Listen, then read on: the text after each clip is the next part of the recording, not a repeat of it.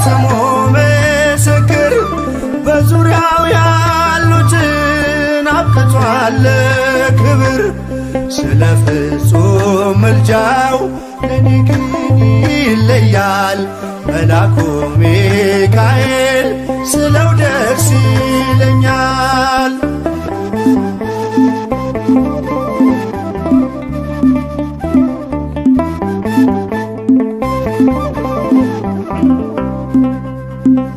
ከመላእክት ክብሩ ከፍ ከፍ ብሎ በአምላኬ ተሾመ ዘንዶውንም ጥሎ።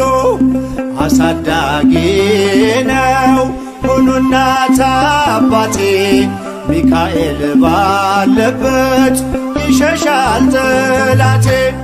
ብዙ ልጆች አሉት ለስሙ